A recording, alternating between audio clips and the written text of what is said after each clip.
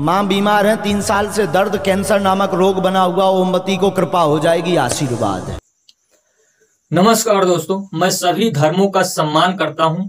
मेरा उद्देश्य है कि सभी को शिक्षित बनाना, सभी को जागरूक बनाना और देश से अंधविश्वास को खत्म करना।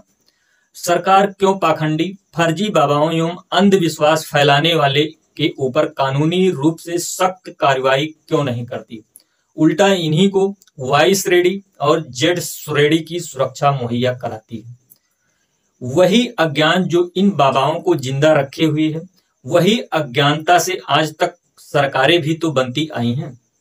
बाबा लोग झाड़ फूक, जंतर मंतर, भविष्य, अतीत और ये सब नाटक कर रहे हैं। इनके कारण अगर अज्ञान हटा दिया जाए तो सरकारें भी तो गिर जाएंगी। अगर शिक्षा पर ध्यान दिया गया होता तो आज भारत भी एक विकसित देश होता।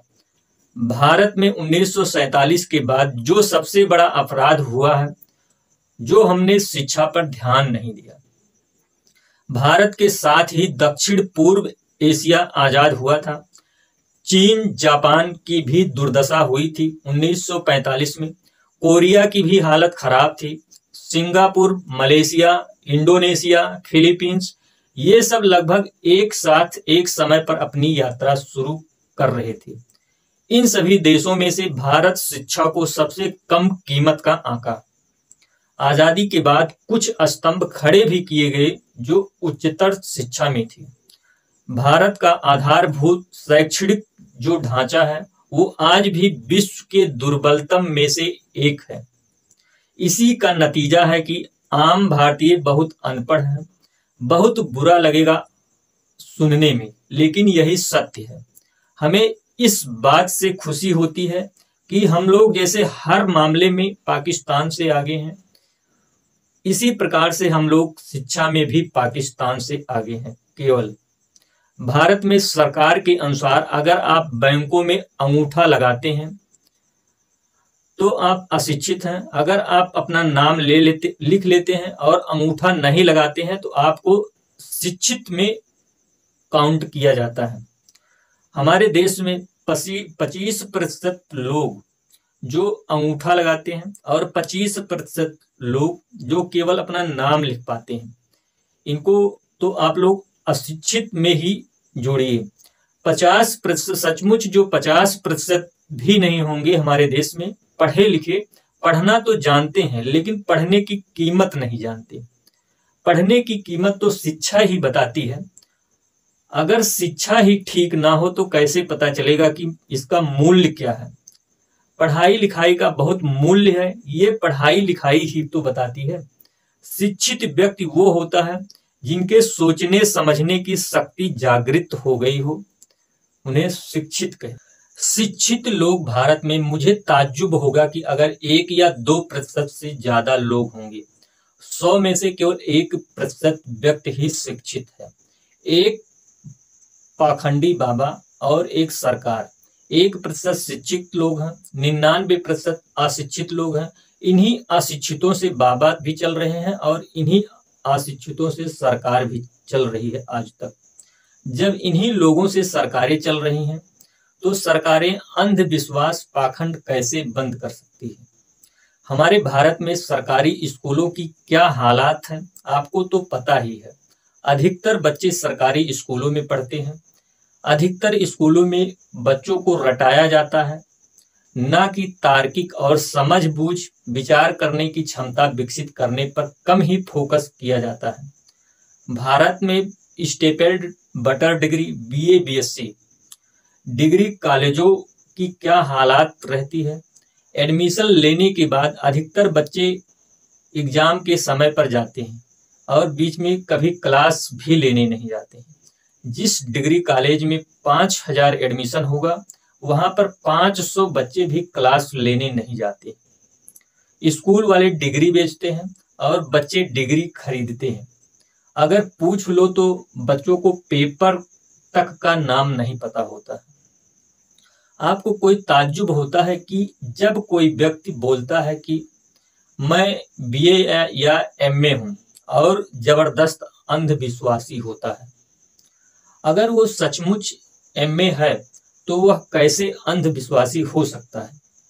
हमारा तंत्र इतना दीमक से चटा हुआ है कि यहाँ तो बीए एमए करके बैठे हैं, अशिक्षित ही उनको जानिए आप। लड़के या लड़कियां पढ़ इसलिए रहे हैं कि किसी तरह से नौकरी लग जाए, शादी हो जाए। इनको आप शिक्षित बोलोगे क्या? विकसित देशों का महत्वपूर्ण सम्मानीय कार्य होता है शिक्षण। अमेरिका में डीआर लगा हो या यूजी पीजी किए हो तो आप में कुछ खासियत है। भारत में शिक्षण के क्षेत्र में वह लोग जाते हैं जिन्हें और कोई काम नहीं मिलता है। ये कितने दुर्भाग्य की बात है। टीचर से ज्यादा निरुत्साही और दमित वर्ग कोई नहीं होता है।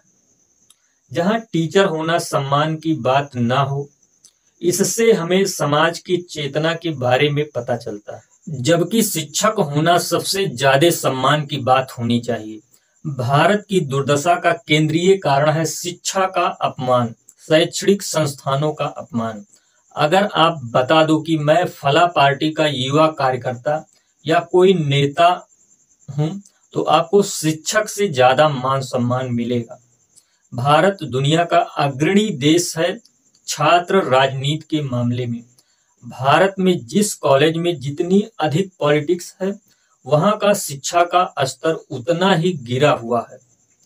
जिस देश में या जिस राज्य में शिक्षा का स्तर ऊंचा है, वहां का जीवन का स्तर भी उतना ऊंचा है, वहां का राजनीतिक स्तर भी बेहतर है, जातिवाद भी कम है। जितने तरीके के रोग हो सकते हैं, सबसे ज्यादा देश के उसी क्षेत्र में है जहां शिक्षा का स्तर सबसे गिरा हुआ है। हमारे यहाँ विडंबना बहुत बड़ी है। जो अपने आप को ग्रेजुएट और पोस्ट ग्रेजुएट कहते हैं, वो भी महा अनपढ़ है। किताबों से जैसे हमारे भारत के लोगों को चिढ़ हो गई है। वो भारत जिसने दुनिया को ज्ञान दिया, उसी भारत में आज शिक्षा का कितना दुर्दशा है। देश के अधिकतर लोगों के शब्दों में, विचार में, भाषा में, आचरण में सिर्फ कुरूपता ही कुरूपता देखने को मिलता है। मझा हुआ होना, व्यक्तित्व का निखार, बोध में गहराई, ये सब तो शिक्षा से ही आता है ना। हमारे देश में टीचर को इज्जत सम्मान देने के बजाय गंवार नेताओं को सम्मान दिया जाता है, माला पहनाया जाता है, जय जयकार किया जाता है। हमने 1947 से गलती करी है और आज उससे भी बड़ी गलती कर रहे हैं। शिक्षा का अपमान और ज्ञान की उपेक्षा, इससे बड़ा पाप और कोई नहीं हो सकता है। बाबाओं के कॉन्सेप्ट में कुछ गलत नहीं है, एक बहुत अच्छा कॉन्सेप्ट है। कुछ ऐसे लोग जो स्क्रिप्चर्स को पढ़ते हैं तो उन्हें जिंदगी के बारे में स्पिरिचुअल अंडरस्टैंड और ये लाइफ कोच के तरह काम करते हैं। ये पुराने जमाने में बहुत होता था और तब कोई फीस चार्ज नहीं करी जाती थी। ये निस्वार्थ भाव से करते थे। हिंदू भिक्षु, बौद्ध भिक्षु, जैन भिक्षु, मुस्लिम फकीर, इतिहास में हमने कई ऐसे लोगों को देखा है। आदि शंकराचार्य, बाबा फरीद, कबीरदास, गुरु नानक, बाबा बुल्ली शाह, स्वामी दयानंद सरस्वती, स्वामी विवेकानंद और चिड्डू कृष्ण मूर्ति, सभी का देश के उत्थान में बहुत बड़ा योगदान है। लेकिन हाल ही में हमारे देश में ट्रेंडिंग चल रहा है कि निकम्मे लोग बाबा बनना शुरू कर दिए। इन निकम्मे बाबाओं के पास कोई लाइफ एडवाइस नहीं है। ये लोगों को केवल बेवकूफ बनाना जानते हैं अपना धंधा चलाने के लिए। इसीलिए दोस्तों, इन फर्जी बाबाओं, पाखंडी बाबाओं को एक्सपोज करना बहुत जरूरी है। लोगों को इन पाखंडी बाबाओं से बचाना बहुत जरूरी है।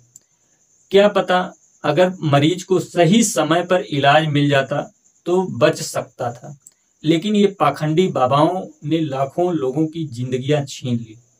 ढोंगी मक्कारी पर्चे वाले कुटी बाबा लोगों के सामने किस तरह से बहानेबाजी करते हैं और ये बेनकाब हो रहे हैं।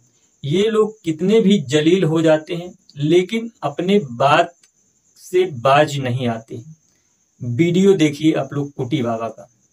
बाबा जी तो करते हैं ना, ये तो आप दावा कर रहे हैं बाबा जी करते हैं। हाँ। तो क्या करते हैं बाबा जी? सरकार में ताकत होगी, अभी आज दूध का दूध, पानी का पानी, सब करके दिखा। तो वही तो मैं कह रहा हूँ, एक बार वही कह रहा हूँ मैं, बाबा जी में अगर ताकत है तो बाबा जी यहीं पर अभी दूध का दूध और पानी का पानी कर दे। छोटे मुंह बड़ी बात बाबा जी को बता देंगे। नहीं बता रहे वो, आप कहिए नहीं बता रहे हो। नहीं कह रहे, हम 3 घंटे से पूछ रहे, नहीं बता रहे हो। हम ज्यादा बात ही नहीं कर सकते हैं, ऐसा नहीं कर सकते हैं। आप बैठिए, आप बैठिए बाबा जी। अब तो आपके भक्तों ने कह दिया कि बाबा जी में अगर ताकत होगी तो यही दूध का दूध और पानी का पानी कर देंगे। वो आपके भक्त कह गए। कर देंगे, कर दीजिए। हाँ। अभी कर दीजिए। लेकिन क्या दोगे तुम हमें? बाबा जी आप जो कहेंगे वो हम देंगे। आप चमत्कार करिए और हम सब आपके सामने ये मानेंगे कि आपके अंदर ताकत है। हम नेशनल चैनल माने, आप कर दीजिए। आप इसी छड़ी वाला चमत्कार कर दीजिए, 100 लोगों को उठाने वाला। यहाँ नहीं करेंगे तो क्या करेंगे? आप कोई और चमत्कार करिए महाराज जी, कोई भी शक्ति दिखा दीजिए अपनी, हम सब सलाम करेंगे आपको। नहीं वो मैं कर सकता हूँ। हनुमान जी महाराज का ये उड़ाने वाला का। चलिए बाबा जी सोच रहे हैं, बाबा जी सोच लीजिए क्या चमत्कार करेंगे आप।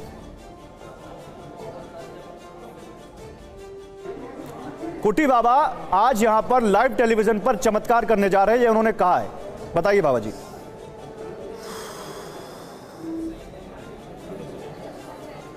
शांत शांत शांत, उनको सोचने दीजिए। शांति बना रखिए। क्या देखना है चमत्कार में? बाबा जी जो आप दिखाना चाहें। आपको क्या देखना? ऐसा जो आम आदमी की शक्तियों से परे हो वही चमत्कार होता है, अगर मैं गलत नहीं हूं तो। अच्छा प्लीज, आदमी हमारे पास समय कम है, जल्दी करिए। शक्ति से परे हो। अच्छा चमत्कार करिए, वरना मानिए कि आपसे गलती हो गई। मैं नहीं मानूंगा। आइए आप। कौन है? वरुण नीचे आओ, वरुण नीचे आओ। वो बगल में, वो बगल वाले। हाँ आप आ जाइए भाई साहब, वरुण उनको लेकर आओ, उनको लेकर आओ। आ जाइए जल्दी आइए, टाइम नहीं, जल्दी आइए। अच्छा वरुण तुम आ जाओ, वरुण नीचे आ जाओ। 1 मिनट रुकिए भैया रुकिए। बोलो। नहीं आपने बुलाया है, वो आ गए। बाबा जी चमत्कार दिखाने जा रहे हैं, आप सवाल पूछ रहे हैं। बात है, आइए वरुण आ गए। क्या करेंगे बाबा जी? 1 मिनट, ये वरुण है, हमारे क्रू मेंबर है। वरुण आपसे बाबा जी कुछ चमत्कार करना चाहते हैं, बोलिए। अब इनसे आप ये कहो कि किसी को ले आओ। किसको ले आए? जिसको लाना हो, किसी एक शख्स को। हाँ। वरुण जल्दी से किसी को पिक करके लाओ। जल्दी आइए। इनको ले आए जी, ले आए। अब ये ट्रैक नहीं है, तुम जाओ जहां जाना, चले जाओ तुम दोनों जाओ, निकल जाओ यहाँ से। चलो आप चले जाओ, तुम दोनों निकल जाओ, चले जाओ। ठीक है। दौड़ दो। क्या दूं? पेन कागज। पेन है सब है। ये हटाइए, ये कागज रहा, ये पेन चाहिए। पेन ही है ये? पेन नहीं है वो। अच्छा पेन चाहिए। 1 मिनट, नहीं रुकिए। पेन नहीं, 1 मिनट मुझे बता दीजिए आप करने क्या वाले हैं? मुझे कुछ नहीं करना, मैं बताता हूँ। अच्छा ठीक है। बाबा जी चमत्कार कर रहे हैं। देखिए लाइव टेलीविजन पर पर्चा निकल रहा है यहाँ पर। या तो आज पर्चा निकलेगा या आज पर्चा फटेगा। ये है क्या बाबा जी, बता तो दीजिए। बता रहे क्या है? हाँ। लो ले जाओ ये पर्चा, ये पेन। ये देखिए ऐसे ना करिए बाबा जी। ये तो अच्छा हमने दिया वो। आपको सॉरी इसके लिए भी बोलना चाहिए, और आपको सॉरी उन लोगों के लिए भी बोलना चाहिए जो लोग आप पे भरोसा करते हैं बाबा जी। हाँ बताइए बाबा जी। सॉरी क्यों? आइए बरोड़, उस लड़के को बुलाओ। किसको? वरुण को? नहीं, वो जो कौन था। अच्छा आप आ जाइए वरुण, आप रहिए, आप आ जाइए। वरुण को भी बुला लें? हाँ दोनों को बुलाओ। दोनों लोग आ जाइए, दोनों लोग आ जाइए। वरुण ही नाम है इनका? वरुण नाम है, इनका नाम नहीं मालूम मुझे। आपका क्या नाम है? ऋषभ। आप क्या लेते हैं? अभी तो स्टूडेंट हूँ। ठीक है। लो दे उनको पर्चा दीजिए। अभी खोलना नहीं अभी। वरुण देखो, अब इनसे पूछो ये क्या कहना चाहते हैं, ये इनसे पूछ लो। नहीं 1 मिनट पहले बाबा जी आप बताइए आपने किया क्या है? हमने कुछ नहीं किया, इनसे ये पूछ लो ये क्या कहना चाहते हैं। इनके हाथ में क्या है? मैं ये कुछ नहीं कह रहा, मैं इनसे ये पूछो ये क्या कामना लेकर आए? बाबा जी से कुछ मांगना चाहते हैं, कुछ कहना चाहते हैं? ये पूछ लो। क्या कामना लेकर आए बाबा जी से? कुछ कहना चाहते हैं? कामना तो नहीं लेकर आए हैं, लेकिन हाँ ये पूछना है कि अगर ये बता सकते हैं तो बताएं, हमारा मतलब आगे लाइफ में हम क्या करेंगे, मतलब मैं क्या करूंगा, या ये बता सकते हैं कि अगर बता सकते तो बता दे कि मैं क्या करूंगा आने वाले लाइफ में। मतलब क्या विचार था तुम्हारा? मेरा विचार है, एक मिनट, आप उससे विचार ही पूछ लेंगे तब क्या? मैंने लिखना तो नहीं है मुझे, मुझे लिखना तो नहीं है, मैं पर्चे की बात कर रहा। एक तरह से पहले ताली बजाएं, ताली कहाँ बजती है, ताली कहाँ बजती है, पहले ये सोचिए। यार रावला नहीं हो रहा ना, नेता के भाषण हो रहे हैं, मुझे बहस धर्म का और हनुमान जी को बाद में लेते हैं। पूछो वो क्या प्रश्न लेकर आया था, क्या प्रश्न लेकर आए थे? पूछिए। कैरियर में आगे हम क्या करेंगे उससे रिलेटेड मैं इनसे बस यही पूछना चाहता था। बस कैरियर में आगे क्या करेंगे? कोई प्रश्न नहीं, कोई प्रश्न नहीं है। नहीं, सब बढ़िया चल रहा है। सुन लिया सबने? अब हम जो कहेंगे वो आपको देना पड़ेगा। बोलिए बोलिए, आप पहले बताइए चमत्कार क्या है? इनने देख लिया ना, ले इनका पढ़, आओ अब किसको पढ़ना है? अभी बंद नहीं करना, खोलो अभी बंद करो। किसको ये पर्चा पढ़ना है उसको बुलाओ। नहीं, आप बता दीजिए कौन पढ़ेगा। ये पर्चा मैं पढ़ूंगा, ये पर्चा मैं पढ़ूंगा। एक मिनट, नहीं यही पढ़ूंगा, यही पढ़ूंगा और कैमरे पर पढ़ा जाएगा ये पर्चा। मैं पढ़ देता हूँ। आइए, आओ कैमरे में आओ। मैं पढ़ देता हूँ। बाबा जी आप आराम से चलिए, आराम से इधर बाबा जी, इधर यही पे कैमरा इधर ही आ जाएगा। बाबा जी यही, वरुण आप आइए, अब ऋषभ आप आइए। आ जाओ ऋषभ। बाबा जी क्या लिखा है? पकड़ो, हाँ ले आओ कैमरा और दिखा दो जिसको दिखाना हो। सुनते सुनते काफी समय हो गया। हाँ। अर्जी स्वीकार है, बनो जिसको लाएंगे उसके स्वयं समझ में नहीं आता हमारा प्रश्न क्या है। उनको तो समझ में आया प्रश्न। सुनो, उनको तो समझ में आया प्रश्न, उनको तो समझ में आया प्रश्न। वो क्या कह रहे थे? एक मिनट, नहीं बाबा जी एक लाइन कह रहे थे। बाबा जी आपने पूछा उनसे कि आपको प्रश्न समझ में आ रहा है। सुन तो लो इसको पूरा, पढ़ो। अच्छा पढ़ाइए। उनके उसके स्वयं समझ में नहीं आता कि आता प्रश्न तो है, लेकिन पढ़ाई से स्तर बढ़े, घर परिवार उन्नति चाहते हैं, सभी सदस्य स्वस्थ हैं, आशीर्वाद सरकार का कृपा होगी। बाबा जी ऋषभ बताओ, पहले ऋषभ तुम बताओ, क्या तुम यही सारे सवाल लेकर आए थे? मेरा ऐसा कोई सवाल नहीं था। एक मिनट, इधर बिल्कुल गलत नहीं है। ऋषभ एक मिनट शांति रहिए, सब शांति बनाए रखिए। ऋषभ का सवाल था कि नहीं, ऋषभ को बताएंगे। ऋषभ ये सवाल था आपका। जो हार्ड टाइम आजकल चल रहा है, कॉमन से कॉमन आदमी ये जानता है कि किसी की भी समस्या यही हो सकती है ज्यादा से ज्यादा कि मेरा परिवार जो ये कोरोना का टाइम गया। ऋषभ ये सब बात नहीं, सवाल तो था तुम्हारा। मेरा कोई सवाल नहीं था, लेकिन इन्होंने जो सवाल लिखा है ये तो कोई भी लिख देगा कि परिवार सही रहे, हमारा जो सब कोई बीमार ना पड़े, ये तो कोई भी लिख सकता है। तो ये तुम्हारा सवाल नहीं था बाबा जी, ये सवाल ही नहीं था। बढ़ाना चाहते हैं कैरियर में? Yes no? कौन नहीं चाहता? मैं तो चाहता हूं। कौन चाहता है? फिर ये क्या लिखा उसमें? लेकिन बाबा जी ये सवाल एग्जैक्ट नहीं था। वो कह रहा था कि मुझे नौकरी मिलेगी, करियर में कैसा, मैं क्या करूंगा, फ्यूचर में मैं क्या करूंगा। मैं फ्यूचर में स्तर पढ़ाई से बढ़ेगा, कैरियर में मेरे साथ में पर्चा है। एक मिनट ऋषभ आओ मेरे साथ, ऋषभ मेरे साथ आओ। तुमने क्या पूछा था ऋषभ? मैंने पूछा था कैरियर में आगे या फ्यूचर में हम क्या करेंगे। एक मिनट, आप प्लीज कोई मत बोलिए। कैरियर में क्या करूंगा, आगे क्या बढ़ूंगा, ये कहा था। पर्चे में क्या लिखा है? बिल्कुल नहीं कहा इन्होंने। एक लाइन ये बिल्कुल नहीं कहा था, ये बिल्कुल नहीं कहा था इन्होंने। सुनो, पहले मेरी बात सुनो। पढ़ाई से अच्छा, कितने लोग मानते हैं कि ऋषभ ने यही सवाल पूछा था? हाथ उठाइए, सब ऑडियंस में हाथ उठाइए। आप लोग कितने लोग मानते हैं ऋषभ ने यही सवाल पूछा था? हाथ उठाइए। बाबा जी हाथ उठाइए, हाथ उठाइए। आप लोग बताइए ऋषभ ने क्या सवाल पूछा था? यही पूछा था कैरियर में? उसका देखिए, उसका नहीं माता जी अभी ऋषभ का सवाल बहुत स्पष्ट था। उसने कहा था कि मेरा भविष्य क्या होगा, मैं भविष्य में आगे क्या करूंगा। ठीक है, भविष्य क्या होगा, भविष्य में क्या करूंगा, ये दुख इसलिए होता है कि युवा जनरेशन ढोंगी बाबा बनने के होड़ में लगे हुए हैं और इन्हीं अनपढ़ ढोंगी बाबाओं के सिक्योरिटी के लिए हमारे देश के पढ़े लिखे IPS IAS अधिकारी को लगाया जाता है और ढोंगी बाबाओं को वाई श्रेणी जेड श्रेणी की सुरक्षा मुहैया कराई जाती है। इन्हीं ढोंगी बाबाओं जैसे आसाराम, राम रहीम, सतपाल जैसे सैकड़ों बाबों को जेल का हवा खाना पड़ रहा है। अभी हाल ही में हाथरस में भोले बाबा उर्फ सूरज पाल के सत्संग में 122 लोगों की मौत हुई है, जिसमें से अधिकतर महिलाएं एवं बच्चे हैं। इस समय हमारे भारत में अंधविश्वास फैलाने के लिए बहुत सारे ढोंगी जाहिल गंवार बाबा सोशल मीडिया के जरिए लोगों को मूर्ख बना रहे हैं। आप लोग धीरेन्द्र शास्त्री का नाम तो सुने ही होंगे। इनको देखिए किस तरह से लोगों को बेवकूफ बनाता है। ये लोगों को अपने जाल में फंसाकर कैंसर जैसे गंभीर बीमारियों को ठीक करने का दावा करता है। देखिए वीडियो में आप लोग इसका। कैंसर रोग है, दूसरे स्टेज का है। हम एक विधि कर दें, अभी कैंसर की दवाई धाम पे मिल है, ठीक हो जाएगा, आशीर्वाद। माँ बीमार है 3 साल से, दर्द कैंसर नामक रोग बना हुआ, मोमबत्ती को कृपा हो जाएगी, आशीर्वाद। ये अखंड ज्योति जलाएं, 50 ग्राम देसी गाय के गौमूत्र में 2 खड़ी हल्दी की गांठ पीस करके मिला करके रोगी को पिलाएं, लाभ 100% होगा, आशीर्वाद। बस बस बस, छूना नहीं है, मैं अछूत आदमी है, ना छू। पल्लू मैं बाहर और पल्लू एक भी बार हमारी रावण से बात हुई और सर में मारो, अब सर में भरा भरा बोलते कि चमत्कार है, वहां पर जैसे बोलते ना हमारे कान खड़े हो जाते, क्योंकि वो हम करते हैं और वो एक चमत्कार नहीं है, वो एक कला है। और ये बात समझनी और ये बात लोगों को समझानी बहुत जरूरी है। और न्यूज चैनल जो आप मुझे एक प्लेटफॉर्म दे रहे हो मेरी बात रखने का, उसके लिए आप लोगों का बहुत बहुत धन्यवाद जी। ठीक है, जैसे बाबा बागेश्वर सामने वाले को उसका सब कुछ कच्चा चिट्ठा सब बता देते हैं, तो आप अगर अभी देख पा रही हैं मुझे, तो क्या समझ रही हैं इस वक्त? हम तीनों में से क्या समझ रही हैं? अच्छा, तो जैसे मैंने बोला ये कोई चमत्कार नहीं है, चमत्कार होता तो हम ऐसे बहुत कुछ कर लेते, लेकिन एक कला है, जितना मैं कर पाऊंगी कोशिश करूंगी।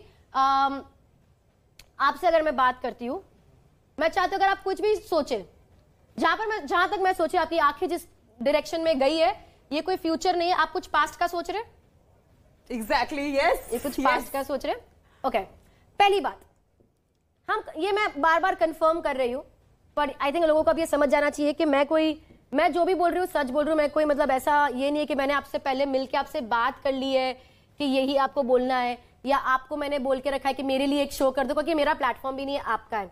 तो ऐसा तो कुछ नहीं है ना, मैंने आपको बोल के नहीं रखा है कि यही बोलना, ये करना, हम ये शो बनाते हैं, चलो, मैं ऐसा कुछ भी नहीं है।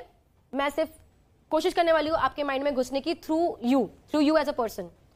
जहां तक मैं सोचू, आप अपने पास्ट के बारे में कुछ सोचे, पास्ट की कोई मेमोरी आपके दिमाग में आई है, एंड आप काफी छोटे थे। Yes, think about the age, कि आप किस उम्र के हो इस समय पे। Okay, done. मैं चाहती हूँ आंखें बंद कर दीजिए, सोचिए आप किस उम्र के हैं इस समय पे। सोचा। एक और चीज मैं चाहती हूँ आप सोचिए कि आपके ये जो मेमोरी है, ये आप अकेले नहीं हो, आपके आसपास और भी लोग हैं, बहुत सारे लोग हैं, बहुत सारे लोग हैं। तो उन लोगों के बारे में सोचिए। सोचा। आंखें बंद रखेंगे, try to focus on the memory. आपके आसपास बहुत सारे लोग हैं। पहले मुझे लगा कि ये कोई दोस्त लोग हैं, पर ये दोस्त नहीं, ये फैमिली है, बहुत सारी आपकी फैमिली मेंबर्स है। और स्पेसिफिकली अगर आप किसी के आंखें खोल देंगे, जितना मैं समझी अभी आपने स्पेसिफिकली जिनके बारे में सोचा, it's older to you, not your mom that, but your not dada, mother side, nana nani, did you think about? Oh my god, Shivani, you won't believe. Oh god, Sabina, they really, I was thinking of my nana nani and the neighbors. Correct, I thought family members, but neighbors थे, पर आप उनमें से कुछ 2 ही लोगों पे specifically अपने focus किया, which was your nana nani, your grandparents, and that's what she was thinking क्या about. ये सिर्फ आप एक कला मानती है सुहानी, या फिर आपको लगता है कि धर्म के साथ भी इसका कोई कनेक्शन होता है? जैसे हम बाबाओं को सुनते हैं, हम हर धर्म में उठाते हैं तो हमें पता चलता है उनके अपने धर्म गुरु हैं, वो सीधा धर्म से जोड़ते हैं, लेकिन आपने कहा ये कला है, तो इसे कला से जोड़ा जाता है आपके जरिए? ये कला, मैं मानती नहीं कि ये कला है, मैं ये कर रही हूँ और मैं आपको बोल रही हूँ सच्चाई के साथ कि ये एक कला है। एक बाबा बागेश्वर वो कहते हैं कि कुछ मंत्र पढ़ते हैं कि ठीक हो जाएंगे, आशीर्वाद बोल के, और माना यह जाता है कि ठीक हो जाता है। ऐसा ही आपने एक बार भी किया था, जब आपने मटके से किसी को पानी पिलाया था और वो ठीक हो गए थे। I want to know the story, और वो उसके पीछे ट्रिक, क्या कोई ट्रिक है या सिद्धि या कोई चमत्कार है या आर्ट है? What was that? तो जो इंसिडेंट बहुत इंटरेस्टिंग था, मैं 13 साल या 12 साल की थी एग्जैक्टली। मैं नासिक में, जैसे हम जादूगर लोग हैं, हम अलग अलग शहर जाके मैं शो करती थी। मैं वो देसी कलाकार हूँ यार, मैं जो बचपन से शोज करती आ रही हूँ। तो मैं जब 13 साल की थी, मेरे नासिक में शो चल रहे थे, शो खत्म हुआ, एक व्यक्ति मुझे बोला गया कि कोई व्यक्ति आपको मिलने की आपसे वेट कर रहा है। तो मैं बाहर गई शो के बाद, मुझे लगा उस वक्त सेल्फी का जमाना नहीं था, ऑटोग्राफ का जमाना था। तो मैं वेट करी कि चलो किसी को ऑटोग्राफ देके आते हैं। तो देखा तो एक बहुत एजेड जेंटलमैन वहां बैठे थे, तो वो वहां से चलना शुरू करे। मैंने देखा कि वो चल नहीं पा रहे थे, he was dragging himself towards me. तो फिर मैं चलकर गई, वो जब बोलने की कोशिश करी, वो बोल नहीं पा रहे थे ढंग से, आवाज नहीं आ रही थी। ठीक है। उनके यहाँ पे चेहरे पे बॉयल, मतलब उन्होंने मस्कीटो रिपेलेंस पी लिया था, ऑलरेडी सुसाइड की 2-3 कोशिश कर ली थी। मेरे पास आके वो मुझे बोले कि सुहानी बेटा आप, मतलब मराठी था तो ट्रांसलेटेड टू बहुत कम मुझे भी समझ पड़ा, पर इट मेंट कि आप जादू से मुझे ठीक करो, यू आर माई लास्ट, मतलब आप मेरी आखिरी उम्मीद हो, नहीं तो मैं नासिक के ब्रिज से कूद जाऊंगा। 13 साल की जो मैं लड़की थी, जिसमें जितनी मेरे में समझ थी और जितना मुझे आता था, मुझे जादू करना आता है, मैंने जादू से पानी निकाला, एक मटका पड़ा था उसमें डाला और उनको दिया और उनको बोला आप इसे पीजिए, आपको अच्छा लगेगा। उन्होंने पिया, ऐसे ऐसे ऐसे ऐसे किया। कुछ देर बाद उन्होंने मुझे बोला मुझे अच्छा लग रहा है, मुझे बहुत अच्छा लग रहा था। तो फिर मैंने और थोड़ा पानी अपीयर किया, उनको दिया, बोला देखो उस समय बच्चे को जितनी समझ होती है और जितना हम डॉक्टर लोग से सुनते हैं, मैंने वो बोला 2 घूंट सुबह पीजिए, 2 घूंट रात को पीजिए, आपको अच्छा लगेगा। जैसे ही मैंने ये किया मैं वहां से निकली। उसके 2 महीने बाद मेरे जब औरंगाबाद में शो चल रहे थे, मेरे को एक पोस्ट कार्ड आता है जी और वो लिखा होता है उस पोस्ट कार्ड पे मराठी में ट्रांसलेटेड टू कि मुझे बहुत अच्छा लग रहा है, मैंने डॉक्टर का ट्रीटमेंट शुरू कर दिया, आपके पानी ने मुझे बचा दिया, आपके जादू की वजह से मैं ठीक हुआ। किसी और से ज्यादा मैं सबसे ज्यादा अचंभित थी क्योंकि मैंने तो उनको रोज के पीने का पानी दिया था, लेकिन उनका विश्वास, उनका जो विश्वास था मेरे ऊपर और उस पानी के ऊपर, जो ट्रिक थी वो उस वक्त उनके लिए काम कर गई, उनके लिए वो काम। अच्छा सुहानी, अभी आपने अंकिता का माइंड रीड किया, मैं चाहूंगी क्योंकि मैं और सबीना भी काफी लंबे वक्त से इंतजार भी कर रहे हैं और हम चाहते भी हैं इस ट्रिक को और अच्छे से समझना चाहते हैं क्योंकि वक्त आपके पास कम है। तो एक बार आप वही ट्रिक मेरे साथ अपना सकती है जो उसको आप चमत्कार नहीं कहती है, लेकिन मैं हमेशा यही कहना चाह रही हूँ कि जिस चीज पे हम जिस तरह से बात कर रहे हैं, हम इसी तरह उम्मीद करते रहते हैं यार कि कोई मेरा माइंड रीड कर ले, कोई मेरा भविष्य बता दे, कोई आके मेरी मदद कर दे। मैं लोगों को ये बताना चाहती हूँ कि ये जो आप उम्मीद और मदद बाहर से ढूंढने की कोशिश कर रहे हैं, ये बदलाव लाना जरूरी है। जो ताकत है वो आपके खुद के अंदर है। हम सूरज पे, चांद पे, धागे पे, किसी के बोलने पे विश्वास करते हैं, हम खुद पे विश्वास करना भूल जाते हैं, हम खुद को कमजोर बना देते हैं। मैं लोगों को यही बताना चाहती हूँ कि आपकी समस्याएं जो भी है, आप उसका समाधान दुनिया में जिसके साथ भी आप जाना चाहते हैं, उस सब आपको लगता है आपको समाधान देंगे, उनके पास जाइए, लेकिन याद रखिए कि आपके विश्वास की ताकत बहुत बड़ी है और किसी और पे विश्वास करके उनको ताकतवर बनाने से अच्छा है आप खुद पे विश्वास करके खुद को ताकतवर। सुहानी, धन्यवाद। क्योंकि नॉर्मल स्कूल जाए, ये समझदार हो जाए। यहाँ किसी को बताया तो नहीं आपने? किसी को नहीं। आप कितनी ग्रेजुएट हैं? मैंने एमफिल किया है पत्रिका। तो क्या आप मानती हैं बिफोर टाइम कोई लिख करके रख दे कि क्या दिक्कत है या क्या? तो भगवान जी की दया है। मैं तो आपकी साइंस में नहीं, मैं हम बहन हम नहीं, अगर आप इंसान होते तो आप बता ही नहीं पाते। क्या बात, लेकिन वो बालाजी करवा रहे हैं, हमने थोड़ी बता रहे हैं, बालाजी बतवा रहे हैं। बहन आप पढ़ी लिखी हैं जी, हमारे परिचय में ये आया, पढ़िए। मंद बुद्धि का है बेटा, पितर दोष के कारण पितर हैरान कर रहे हैं, जिससे बालक पर प्रभाव पड़ा हुआ है वह बालक मंद बुद्धि का ठीक होगा, आशीर्वाद। अपने जन्म से 2 साल पीछे चल रहा है डॉक्टरी भाषा अनुसार, अपने जन्म से 2 साल पीछे चल रहा डॉक्टरी भाषा अनुसार, इसलिए समझ व बुद्धि इसकी कमजोर है। बागेश्वर बालाजी कृपा करेंगे, तीव्र होगी बुद्धि, पढ़ेगा भी और नॉर्मल लाइफ जैसी बच्चों की होती है वैसी होगी, पर नियम का पालन करेंगे तो आशीर्वाद। बोली सच्चे दरबार की जय। मैं चाहती हूँ। ये सुना आपने सुहानी जी? ये क्या था? आपके बच्चे? हाँ है। अगर मैं आपको बोलती हूँ कि आप ये करिए या कुछ भी करिए तो उससे आपका बच्चा ये हो जाएगा, आपके बच्चा और सुधर जाएगा, उसको ये नॉलेज नहीं, उसको ये नॉलेज मिल जाएगी, और अगर आपके पास और कोई चारा नहीं है तो क्या आप विश्वास करेंगे उस चीज का? अगर आपके बच्चे को लेकर कोई कुछ बोल रहा है अच्छी बात, तो आप विश्वास करे या ना करे की बात नहीं आती यहाँ पे, आप विश्वास करना चाहते हैं उस बात पे, और वो जो चाह है वो आपकी सच्चाई बन जाती है। तो that is the psychological game behind how we think. We always want to believe what we want to believe. हम उसको ही सच मानते हैं जो हम देखना चाहते हैं। And this is the same case of that. तो इसमें ये हो रहा है कि सामने वाला ये आपको कॉन्फिडेंस देने की कोशिश कर रहा है कि मैंने हाथ रख लिया, अब तू मान ले कि तू ठीक हो गया है। मैं आई थिंक 16 साल की थी, मैं राजस्थान में एक जगह कोटा, हाँ कोटा में मेरे शोज चल रहे थे और वहां पर एक व्यक्ति आए मेरे पास, बोले कि बहुत बीमार है और चाहते हैं, उनका भाई बहुत बीमार है और वो चाहते कि मैं उनके घर जाऊं, सिर्फ उनके भाई के सर पे हाथ रखने कि आपके अंदर जो शक्ति है आप बस हाथ रखिए उस पे, हमें भरोसा है कि वो ठीक हो जाएगा। मैं भी नहीं बोली है, उनके परिवार के सदस्य मेरे पास आके मुझे बोल रहे, और एक ट्रू स्टोरी इन कोटा, ये मैं 16 साल की थी तब शो कर रही थी वहां पे, तब की बात है, 16 या 15 की होंगी तब की बात है। और मैं उनको बैठ के उस वक्त मेरे पास 2 राह थी, या तो मैं उसके घर पे चली जाती, मैं हाथ रखती। आप लोग मुझे बताओ, इसके अंदर कोई रॉकेट साइंस, ये कोई आपको वैज्ञानिक या कोई बहुत इंटेलिजेंट होने की जरूरत नहीं है, ये कॉमन सेंस है। आप लोग यहाँ बैठो, यस और नो में मुझे जवाब देंगे। क्या आपको लगता है मैं अगर उसके घर जाती और उस वक्त मैंने उसके सर पे हाथ रख दिया होता, उनको अच्छा लगता या नहीं लगता? उनके भाई को लगता कि नहीं लगता? और उनके चेहरे पे एक स्माइल और उम्मीद आती है कि नहीं आती?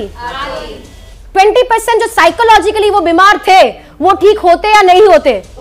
यार तो कॉमन सेंस है ना यार, ये तो कॉमन सेंस है। नहीं तो ये जो कहते हैं कि दैव्य शक्ति है, कल से मेरे पास ऐसे 15 कॉल आ गए हैं और मैं दर्शकों को बता देना चाहती हूँ उसमें जाने माने पॉलिटिशियंस हैं, राजनीति से सुहानी ताल्लुक रखने वाले लोग हैं, बड़े बड़े आश्रम से ताल्लुक रखने वाले लोग हैं। वो कह रहे हैं कि सुहानी में तो दैव्य शक्ति है। दैव्य शक्ति आप में, आप देश को देखिए और बताइए कि क्या आप में दैव्य शक्ति है? हाँ, अगर मेरे में दिव्य शक्ति है तो मैं क्यों उसे स्वीकारूंगी नहीं? तो मैं क्यों उसका उपयोग करके लोगों को ठीक नहीं करूंगी?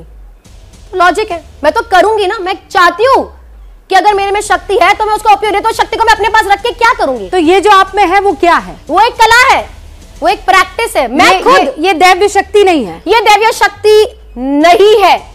कोई भी व्यक्ति आपके माइंड की बात नहीं पढ़ सकता। अगर वो कर रहा है तो वो एक कला है, और वो एक कला है। ये एक बहुत इंपॉर्टेंट चीज है बोलने, मतलब आप कॉम्प्लीमेंट हो कि ये सच बोल रही हैं। वो जो आपके जो बाबा जी सनातन, ये जो है, मैं भी सनातनी हूं और आई फील चीटेड कि what he is doing on the screen, ये लोगों को बेवकूफ बना रहे हैं और ओपनली बेवकूफ बना रहे हैं। और बहुत he is a young man, ये भी 25-26 साल के, इनको किसी ने चाबी दे दी, इनको समझ नहीं आ रहा टेक्नोलॉजी की एज है, आदमी 2 मिनट में पकड़ा जा सकता है। बट हाँ जी, उम्र में भाई मैं कह रहा हूँ सही, हमारे लिए देखिए बाबा वगैरह जो भी है, but is a young man. तो किसी ने इनको चाबी कर दी, इनको लगा कि मैं ठीक है, बहुत सारे लोग होंगे, मैं बेवकूफ बना सकता हूं। पर सुहानी की एक बात है, ये सच बोल रही है। देखिए ये अगर आप लोग इनको मेंटलिस्ट बोलते हैं, मैं मेंटलिस्ट भी इनको नहीं बोलता और ये मानेंगी, ये इन्होंने बिल्कुल ठीक कहा, ये माइंड रीडर नहीं है। ये बेसिकली चीजों को किस तरह, and that it comes from practice. अगर आप जेम्स रैंडी को कभी पढ़ें या आपके दर्शक गूगल करें जेम्स रैंडी को, इन्होंने 1964 में $1000 का इन्होंने प्राइज मनी रखा था। जितने थेरेपिस्ट थे, एस्ट्रोलॉजर्स, ऑकल्ट साइंस, मैंने भी ऑकल्ट साइंस पढ़ी हुई है। मैं आपको एक चीज बताता हूं, मैंने एक किताब लिखी थी 2000 में, 99 में, secrets of success, Bhagavad Gita. तो उसमें 7-8 लैंग्वेजेस में है। तो बहुत सारे लोगों के मुझे आए। तो एक बार एक औरत आई मेरे पास, मुझे कहती है कि ऐसे ऐसे मेरे घर में मेरी सिस्टर का मर्डर हो गया है, और जो बच्चे हैं, अब वो बच्चे मैंने अडॉप्ट कर लिए हैं, पर वो हर रोज मेरे सपने में आती है। And she was looking at me from a spiritual angle, कि मैं कोई स्पिरिचुअल गुरु हूं। वो 2-3 सेशंस मैंने दिए, फिर उनका आया कि वो फिर कल रात को आई थी। मैंने उनको सिर्फ ये बोला, आज से नहीं आएगी। और नहीं आई।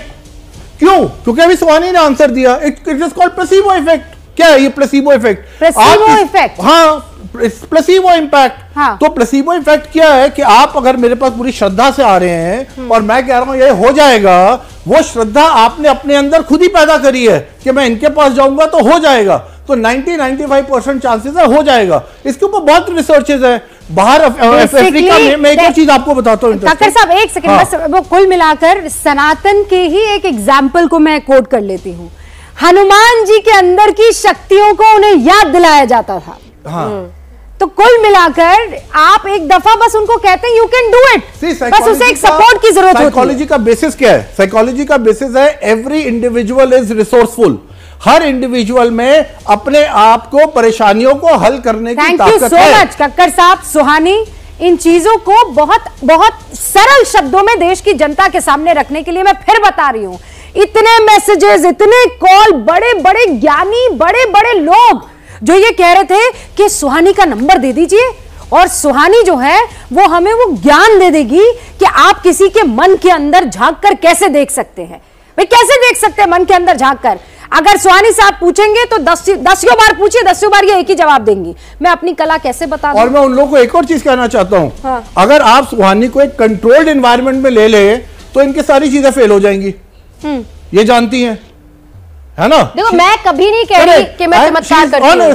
अगर हम यहाँ पे controlled environment as a psychologist मैं कर दूं, कोई रैशनलिस्ट आ जाए, हम controlled environment, she will not be able to perform a trick. Kakkar साहब कल भी सुहानी कभी भी उसने कल बार बार, इनफैक्ट मैंने 2 जगह ये कहा कि ये आपके दिमाग के भीतर घुसेगी, लेकिन सुहानी ने कहा कि नहीं, हम दिमाग के अंदर नहीं जा रहे हैं, हम अपनी कला का प्रदर्शन कर रहे हैं। मैं बार बार आपको कह रही हूं। और ये बाबा महिलाओं का अपमान करके महिलाओं को खाली प्लाट बताता है। अच्छा आप बताओ, किसी स्त्री की शादी हो गई हो तो उसकी 2 पहचान होती, पूछो क्या? मांग का सिंदूर, गले में मंगलसूत्र है? हाँ जी या ना जी? अरे बोलो। अच्छा मान लो मांग का सिंदूर ना भरा हो, गले में मंगलसूत्र ना हो, तो हम लोग क्या समझते हैं? भाई ये प्लाट अभी खाली है। हाँ, और मांग का सिंदूर भर गया हो, गले में मंगलसूत्र लटक गया हो, तो हम लोग दूर से ही देखकर समझ जाते हैं कि रजिस्ट्री हो चुकी। हाँ भाई। अच्छा आप बताओ, किसी स्त्री की शादी हो गई हो तो उसकी 2 पहचान होती, पूछो क्या? मांग का सिंदूर, गले में मंगलसूत्र है? हाँ जी या ना जी? अरे बोलो। अच्छा मान लो मांग का सिंदूर ना भरा हो, गले में मंगलसूत्र ना हो, तो हम लोग क्या समझते हैं? भाई ये प्लाट अभी खाली है। हाँ, और मांग का सिंदूर भर गया हो, गले में मंगलसूत्र लटक गया हो, तो हम लोग दूर से ही देखकर समझ जाते हैं कि रजिस्ट्री हो चुकी। हाँ भाई। अच्छा आप बताओ, किसी स्त्री की शादी हो गई हो तो उसकी 2 पहचान होती, पूछो क्या? मांग का सिंदूर, गले में मंगलसूत्र है? हाँ जी या ना जी? अरे बोलो। अच्छा मान लो मांग का सिंदूर ना भरा हो, गले में मंगलसूत्र ना हो, तो हम लोग क्या समझते हैं? भाई ये प्लाट अभी खाली है। हाँ, और मांग का सिंदूर भर गया हो, गले में मंगलसूत्र लटक गया हो, तो हम लोग दूर से ही देखकर समझ जाते हैं कि रजिस्ट्री हो चुकी। धीरेंद्र शास्त्री की माँ अगर आज विधवा हो जाती है ना, तो कल वो सिंदूर लगाना बंद कर देगी, मंगलसूत्र पहनना बंद कर देगी। कुंवारी लड़की को लिए बोले है ना? कुंवारी क्या, जो सिंदूर नहीं लगाती है, जो मंगलसूत्र नहीं पहनती है, और जो पैर में पायल और बिछिया नहीं पहनती है, वो खाली प्लॉट है धीरेंद्र शास्त्री के हिसाब से। और वो चोटा, उसको तो इतना चप्पल मारेंगे धीरेंद्रा को, हम कहीं मुंह दिखाने लायक नहीं छोड़ेंगे। आप लोग गलत मायने निकाल दे रहे हैं। सही मायने बताइए ना आप। कुंवारी लड़कियों के लिए बोले हैं। कुंवारी और शादीशुदा बाप हक दिया है कुंवारी लड़कियों को खाली प्लॉट बोलने का, धीरेंद्र का बाप हक दिया है। उस चट्टा अपनी बहन को जाके खाली प्लॉट बोले ना। इतना लोग सपोर्ट कर रहा है उनका, इतना लोग भजन गा रहा है, इतना लोग गुन गा रहा है, और आप विरोध कर रहे हैं। आपके विरोध करने से कुछ होगा? तो खाली प्लॉट बन जाना सब लोग। अभी तो हंस रहे थे। हजारों हमारे जो सैनिक है, उनकी बीवियां जो है वो विधवा है। हमारे सैनिक जब शहीद हो गए तो उनकी पत्नियां ना गले में मंगलसूत्र पहनना बंद कर दी, पैर में पायल बिछिया पहनना बंद कर दी, मांग में सिंदूर नहीं भरती। क्यों? क्योंकि एक शहीद की पत्नी है। तो क्या वो भी खाली प्लॉट है? हजारों मुसलमान औरतें जो कभी सिंदूर नहीं लगाती, मंगलसूत्र नहीं पहनती, पायल नहीं पहनती, तो क्या वो खाली प्लॉट है? इस बात का जवाब आप लोग के पास नहीं है? तो वो हरामी चोटा धीरेंद्र होता कौन है ऐसा बयान देने वाला? ऐसा गाली मत दीजिए, उनको लाखों लोग फॉलोअर है, समझ रही है? हमारा जूती है चप्पल देख रहे हैं, धीरेंद्र शास्त्री को इतना चप्पल मारेंगे ना, गिनेंगे नहीं मारा। बहुत गाली आएगा। अरे देने दीजिए ना, जो कमेंट में गाली देगा उनके लिए भी एक बात कहना चाहेंगे, आप गाली तभी दीजिएगा जब आपके घर में बहन नहीं होगा कुंवारी, और नहीं तो अगर आपके घर में कुंवारी लड़की है, इसका मतलब वो भी खाली प्लॉट है, और उसको भी लोग रजिस्टर्ड करवाएंगे। क्यों? क्योंकि धीरेंद्र शास्त्री का ये बयान आया है ना कि रजिस्टर्ड खाली प्रॉपर्टी रजिस्टर्ड करवाएंगे, और जो रजिस्टर्ड है वो तो रजिस्टर्ड है। बिहार के लोग हम लोग प्रॉपर्टी से तुलना किए जाएंगे। अब लड़कियों के प्रॉपर्टी से ये धीरेंद्र तौलेगा हम लोग को। उसकी बहन प्रॉपर्टी, उसकी माँ प्रॉपर्टी, उसकी सारी के सारे खानदान खाली प्रॉपर्टी है। दूसरों को बोलने वाला उसको बाप हक दिया है। एक बार नागपुर में बागेश्वर बाबा का कार्यक्रम चल रहा था, और श्याम मानव ने बागेश्वर बाबा को चैलेंज दिया कि अगर आप 10 लोगों का नाम पिता का नाम, मोबाइल नंबर, जन्म तिथि सहित और बगल के कमरे में रखे सामान को 90% एक्यूरेसी के साथ अगर आप बता देंगे तो आपको 30 लाख रुपया दूंगा और आपके चरणों में मैं अपना माथा टिका दूंगा और अपने संस्था को भी बंद कर दूंगा। यह चैलेंज सुनकर बागेश्वर बाबा 2 दिन पहले कार्यक्रम छोड़कर भाग गया। इसीलिए श्याम मानव इसे भगोड़ा कहकर संबोधित करते हैं। यही चीज माइंड रीडर सुहानी शाह भी करती हैं, जो ढोंगी बाबा करते हैं, लेकिन ये लोगों को इंटरटेनमेंट करने के लिए करती हैं। लेकिन सुहानी शाह कहती हैं कि यह एक कला है, ना कि चमत्कार है। देखिए आप लोग वीडियो। दिव्य दरबार 7-8 तारीख को हुआ। 8 तारीख के शाम को मैंने कंप्लेंट दायर की पुलिस के पास में। 9 तारीख को प्रेस कॉन्फ्रेंस ली। इस प्रेस कॉन्फ्रेंस में ये सब जानकारी दी और इसी के साथ में बाबा को आह्वान दिया। उनको कहा कि आपके जो दावे हैं, सीधे सीधे आप कहते हो कि लोगों के नाम आप बता सकते हो, उनके पिताजी का नाम बता सकते हो, उनकी उम्र बता सकते हो और उनके टेलीफोन नंबर बता सकते हो और घर की चीज़ें बता सकते हो। तो सीधा सीधा ये आह्वान उनको दिया कि हम ये आह्वान नागपुर के पत्रकारों के सामने कंडक्ट करेंगे। एक पंच कमेटी जो तटस्थ होगी उनके सामने ये कंडक्ट किया जाएगा।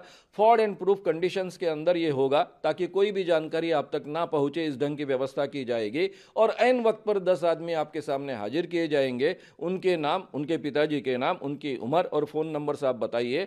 और बाजू के ही रूम में जहाँ ये कंडक्ट किया जाएगा पत्रकार भवन में, उसके बाजू के ही रूम में हम 10 चीज़ें रखेंगे जिसका बाकायदा वीडियो रिकॉर्डिंग होगा और वो भी आप अपने दिव्य शक्ति से जानिए और बताइए। 2 बार ये कंडक्ट किया जाएगा क्योंकि पहली बार गलती हो सकती है, इसलिए रिपीटेशन की आवश्यकता है। और दिव्य शक्ति तो आप बार बार रोज उसका उपयोग करते हो, इसलिए आपको कोई प्रॉब्लम नहीं होना चाहिए। और दोनों बार अगर आप 90% से ज़्यादा करेक्ट कहते हो तो अखिल भारतीय अंधश्रद्धा निर्मूलन समिति का 40 सालों से जो आह्वान दे रहे हैं उसका भी 30 लाख रुपए का पारितोषिक है, वो आपको मिलेगा। अगर आपको पैसे नहीं चाहिए तो वैसे ही आप आइए, केवल दिव्य शक्ति सिद्ध करने के लिए आइए। और 2 बार आप अगर ये सिद्ध कर पाए 90% करेक्ट, तो मैं आपके चरणों पर माथा टेकूंगा, आपसे माफ़ी मांगूंगा और हमेशा के लिए अंधश्रद्धा निर्मूलन समिति का काम, जो समिति गए 40 सालों से काम कर रही है, कहती है कि हम धर्म के खिलाफ नहीं, भगवान के खिलाफ नहीं, लेकिन धर्म और भगवान के नाम पर जो लोगों के साथ में ठगी करते हैं, उनका शोषण करते हैं, उन लोगों के खिलाफ यह समिति काम करती है। और आज तक हजारों बाबाओं, मांत्रिकों, शरीर में देवी लाने वाले शरीरों यानी लोगों को और ज्योतिषियों को हमने एक्सपोज किया है, बड़ों बड़ों को नागपुर से खदेड़ा है। इसीलिए नागपुर को पोलखोल शहर कहा जाता है। ये समिति हम बंद कर देंगे, माफ़ी भी मांगूंगा और समिति भी बंद करूंगा, ये जाहिर तरीके से कहा है। इसलिए अपने आप को वो शेर कहते हैं, उन्होंने आना चाहिए, नागपुर में आना चाहिए। चमत्कार का प्रयोग प्रदर्शित कर कर अगर कोई आर्थिक प्राप्ति करता है तो सीधे सीधे कानूनन अपराध है। और महाराज जी दावा करते हैं कि वो अपने भक्तों का नाम अपने आप जानते हैं, उनके पिताजी का नाम जानते हैं, साथ में केवल इतना ही नहीं तो उसके साथ में उनकी उम्र वो बता सकते हैं और उनके मोबाइल नंबर बता सकते हैं। भक्तों के घर में कौन सी चीज़ कहाँ रखी है ये भी वो बता सकते हैं। ये दिव्य शक्ति है, इसको इंट्यूशन कहा जा सकता है, टेलीपैथी कहा जा सकता है और कहीं भी जाकर देखने की क्षमता, इसको क्लेरोवैंस कहते हैं। दुनिया में आज तक ये सिद्ध नहीं हुई, तो ये चमत्कार है। ये चमत्कार वो कर कर बताने का दावा करते हैं, उनके वीडियोज़ में सब जगह उपलब्ध है और प्रचार प्रसार कानून अपराध है। तो इसके आधार पर उनको सीधे सीधे ये कानून की धारा लागू होती है। ये कानून की धारा जो होती है वो 3(2) ऐसा कहा जाता है, 3 नंबर का 2 सेकंड पार्ट इसको कहा जाता है। साथ में यानी धीरेन्द्र महाराज जी दावा करते हैं, उनके भक्तों के सामने कहते हैं कि तुमको जादू टोना किया, टोटका किया, किसी ने किया, रानी नाम के व्यक्ति ने किया। इस कानून के तहत किसी ने अगर जादू टोना किया, टोटका किया, भूत लगाया ऐसा कहा तो वो कानूनन अपराध है। इसलिए 6वां भी शेड्यूल में का हिस्सा ये लागू होता है। फिर महाराज कहते हैं कि तुम्हें किसी ने खिलाया इसलिए तुम्हारे शरीर में इस ढंग की तकलीफ़ें हो रही है, या फिर किसी ने टोटका किया इसलिए इस ढंग की तकलीफ़ें हो रही है। 8वें में ये बात कही गई है कि अगर कोई कहता है कि किसी अतीन्द्रिय शक्ति के कोप के कारण इस ढंग से शारीरिक बीमारियां हुई है तो उसके लिए भी कानूनन अपराध तय हुआ है।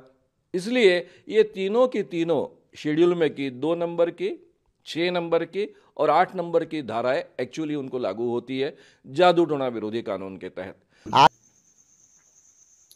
फरेबी अंधविश्वासी बोतल वाले बाबा किस तरह से लोगों को बेवकूफ बनाते हैं। देखिए इनका खुलासा किस तरह से हो रहा। ये ढोंगी कैंसर, टीबी, डायबिटीज जैसे गंभीर बीमारियों को ठीक करने का दावा करता है। देखिए इसके वीडियो को किस तरह से ये बेवकूफ बनाता है लोगों को। बताइए ना बाबा, वो जल अब अमृत हो चुका है, यानी किसी को भी पिलाएंगे तो अब ये जल कृपा हो जाएगी। जो भी बीमार है उसको पिलाया जाएगा, सही होगा। अच्छा, क्या क्या बीमारी आपके दरबार से ठीक हो जाती है? कैंसर, टीबी, डायबिटीज, शुगर, बवासीर, खाज खुजली, सांस की बीमारी इत्यादि जो बीमारियां हैं इस जल से सही हो जाए। अच्छा, उसकी सपोज कि मान लीजिए मेरे गर्दन में दर्द है तो वो आपका जल या फिर आप फूंक देंगे तो मैं ठीक हो जाऊंगा, ऐसा होता है क्या? आपके अभी अगर दर्द हो रहा है हाँ। तो मैं यहीं बैठा रहूंगा, ले लूंगा। अच्छा, आप दर्द ले लेते हैं? हाँ, यहीं बैठे बैठे ले।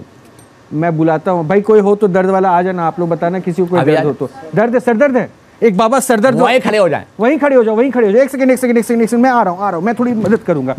बताइए सर, आपने कहा नहीं कि दर्द वाला पेशेंट भी मिल गया, डॉक्टर हैरान है आप लोग। एक सेकंड, माइक पे तुम्हारी आवाज नहीं पहुंच रही है। बताओ क्या नाम है तुम्हारा? मेरा नाम रुचिका है। सिर दर्द हो रहा है? हाँ, सही में हो रहा है? बहुत ज्यादा हो रहा है, बहुत ज्यादा। मेरे को मोशन वो थोड़ा हाँ सिकनेस है, मोशन सिकनेस, तो मेरे को सर दर्द और वॉमिटिंग फील। कब से इलाज चला रही हैं? इलाज क्यों, मोशन वो है ना सिकनेस। डॉक्टर साहब ने क्या बताया था? डॉक्टर के पास गई नहीं हूँ अभी। डॉक्टर्स भी हैं, उनको भी दिखा देंगे। दर्द कहाँ हो रहा है? सर में। इससे में देखो कहाँ दर्द हो रहा है? बीच में। बीच में। हाथ हटा लो, कहाँ है देखिए। हो रहा है अभी भी यही। अब बताएं। नहीं हो रहा है अभी। आपके कहीं दर्द नहीं हो रहा है? हो रहा है। नहीं हो रहा है, मैं प्रमाण दे रहा हूँ, चैलेंज दे रहा हूँ। बट वो दर्द मेरा है तो मुझे तो पता नहीं दर्द हो ही नहीं रहा आपके। इधर आ जाए, निकल के आ जाइए, निकल के आ जाइए। ये आपने जो है मतलब वो कह रहे हैं, वो बार बार डिश करके खींच ले रहे हैं। मैं प्रमाण दे रहा हूँ। वो म्यूजिक बड़ा सही था जी, डिस करके खींचा उन्होंने। बस अब यहाँ पे आ जाओ, खड़े रहें। माइक पकड़ा दो इसको बाबा, माइक पकड़ा दो। ये पकड़ लो, अब बात करो बाबा से। अब कहाँ दर्द हो रहा है? बीच में। आप बता रहा, आप बताएं। मुझे दर्द हो रहा है। बिल्कुल नहीं हो रहा, मैं प्रमाण देकर कहता हूँ, मशीन लगा ली जाए, मैं प्रमाण दे रहा हूँ। दर्द को मशीन, इधर आ जाओ, इधर आ जाओ थोड़ा। बिल्कुल नहीं हो रहा, देखिए बिल्कुल कहीं भी दर्द नहीं हो रहा है। पर हो रहा है। नहीं हो रहा है बेटा, हो रहा है। मुझे वॉमिटिंग फीलिंग भी हो रही है। नहीं, फीलिंग बिल्कुल वेटिंग हो रही। अगर वेटिंग फैमिली हो रही तो वहीं खड़ी थी, दर्द यहाँ बिल्कुल आपका नहीं हो रहा। हो रहा है। कैसे जाने? क्योंकि मेरा दर्द है तो मुझे पता चल रहा है। वो बिल्कुल नहीं हो रहा, मैं प्रमाण दे रहा हूँ, क्योंकि मैं लगा चुका है, ये सब देख चुका हूँ। आप बिल्कुल फ्रेश हैं, दर्द नहीं हो रहा है। नहीं, प्रमाण है। लेकिन वो कह रही है, मैं प्रमाण दे सकता हूँ। क्या प्रमाण? अगर उसके सर का भयानक, अभी वहां बोल रहे थे भयानक फट रहा दर्द हो रहा, अगर इनके भयानक दर्द होता तो पहले नंबर ये वहां बैठ नहीं सकती थी। मैंने कितनी बार बोला अपने क्लासमेट्स को, मेरा प्रमाण, मैं प्रमाण देकर देखता हूँ। मैं प्रमाण, मैं अगर तुम्हारे दर्द हो रहा, मैं गद्दी में कभी नहीं बैठूंगा, ये प्रमाण है, मुझे यकीन है, यकीन है मुझे। तो वो तो कह अपने इष्ट पर यकीन है, वो तो कह रही है। तो आप कुछ ना करिए, कैंसर वाले को बुला लो और वो वहीं बैठा देना, मैं यहीं बैठूंगा, उसका ले लूंगा, तो उससे प्रमाण ले लेना। तो वो भी तो फिर कीमोथेरेपी और ये सब कराता है, फिर उसके कई टेस्ट होंगे ना। बात वहाँ टेस्ट की नहीं है, इनके अलावा दूसरा कोई बुला लो और क्लियर हो जाएगा। हम नहीं आचार्य जी रुकिए, लोग होते हैं कोई जान पहचान। एक सेकंड बाबा, एक काम करते हो, देना माइक देना। तुम्हें भी कोई दिक्कत हो रही है? खड़ी हो जाओ, खड़े।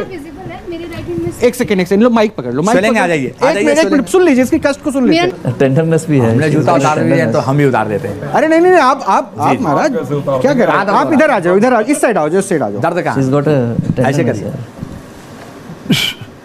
अब बताइए। पहले तो दर्द बताइए। दर्द इधर,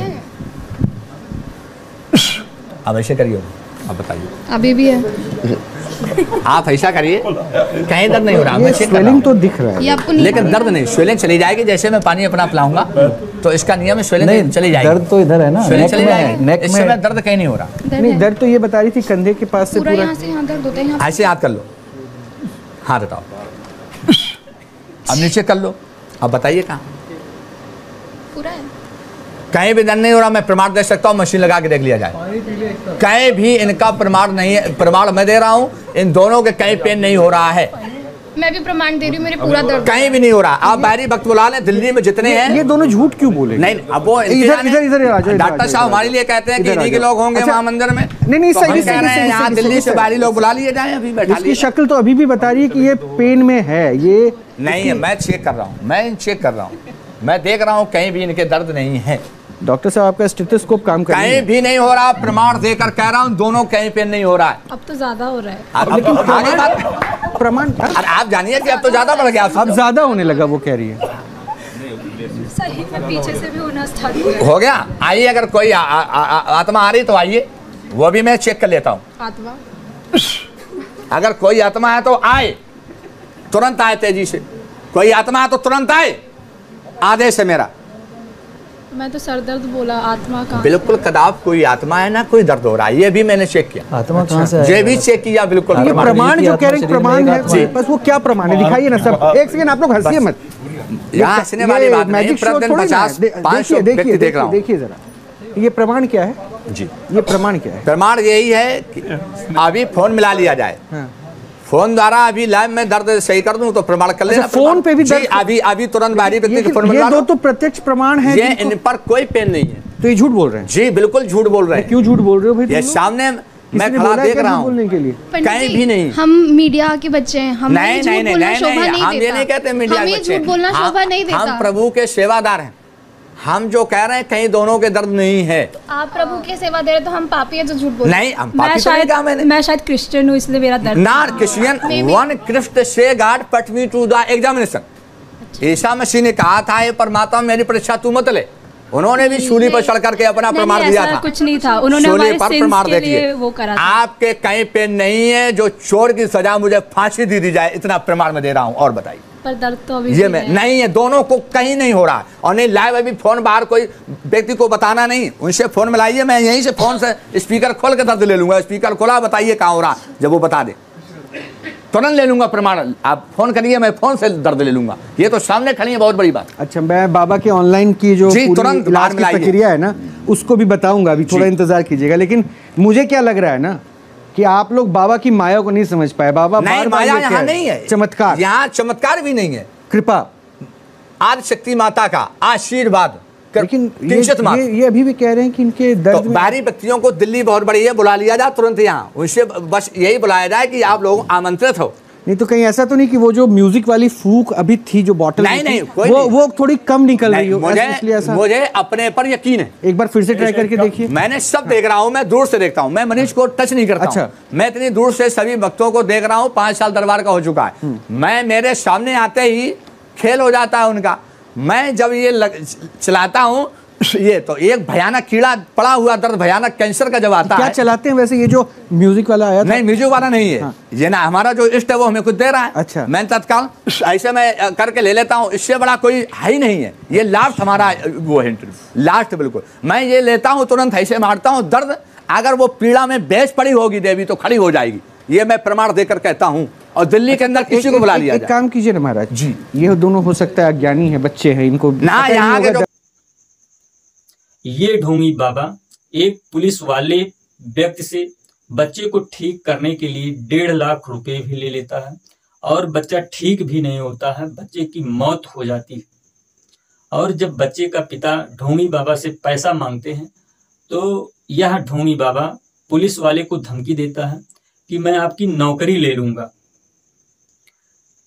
सुनिए इसकी वीडियो। कहते हैं और ये कितना बड़ा पाखंड का बाजार चल रहा है, इसको एक ऑडियो क्लिप से सुनिए और सुनिए इसकी वेदना।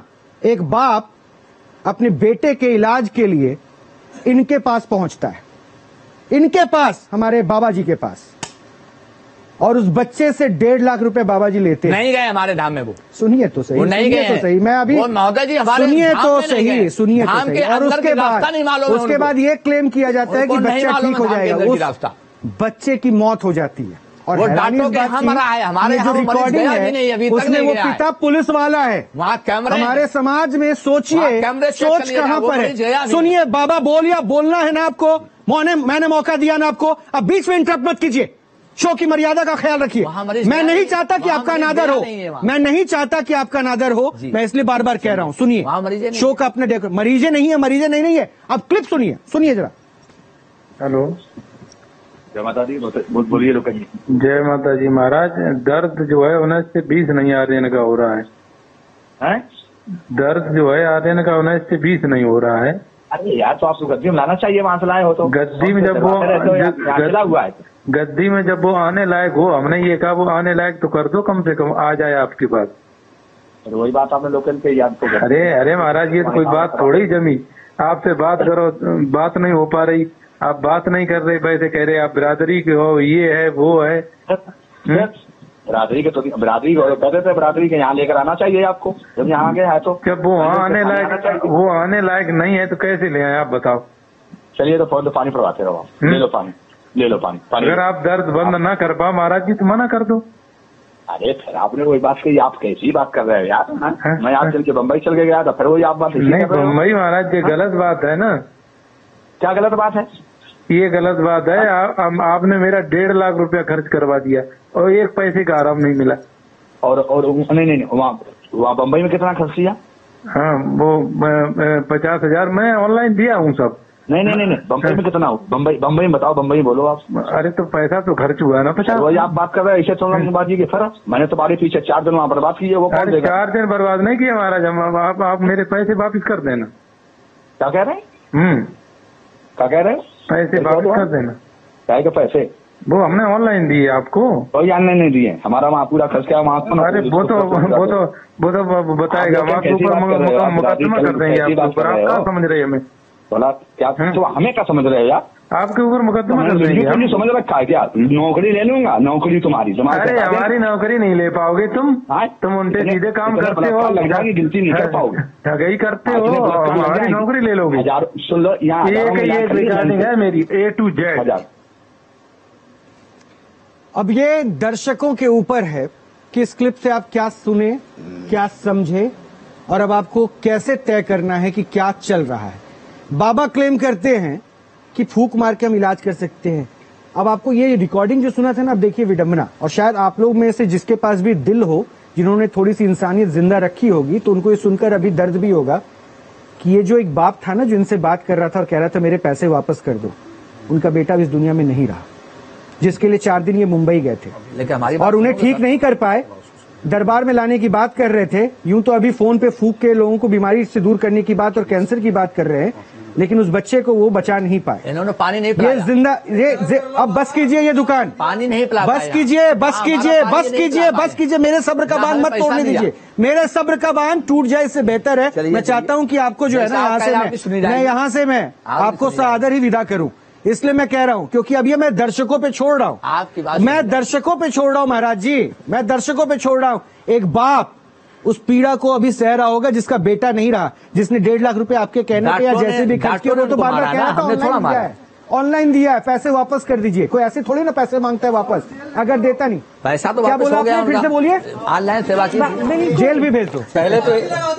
पहले तो बाबा का ये धमकी भी दे रहे थे, नौकरी ले लूंगा, इन्फ्लुएंसर इतने बड़े हैं। बाबा सुन लीजिए, बाबा अभी तक कह रहे थे मैं ठीक करता हूँ, अभी एक्सेप्ट कर रहे हैं, मैंने उनके पैसे वापस किए, एक्सेप्ट किया। अभी आपने कहा पैसे वापस किए? और नहीं, वो हवाई जहाज से टिकट कराने खर्चा उन्होंने मतलब ऑनलाइन किया था, टिकट करा के 50,000 पूरी पैसा हमें कोई परेशानी नहीं किया। सोचिए अब ना हमारे धाम में आया पीड़ा पे, वो बम्बई में रतन टाटा हॉस्पिटल में मरा है डॉक्टर, और वो जिंदा नहीं कर पाए। मेरे हिसाब से सबसे पहले इनका इलाज करना चाहिए। ये मरीज है, इनका इलाज करना चाहिए पहले। हम मरीज नहीं है, इनका इलाज करो पहले। हम कौन मरीज है? मेरा आप सभी से निवेदन है कि आप सभी लोग किसी भी ढोंगी बाबाओं के झांसे में ना आए।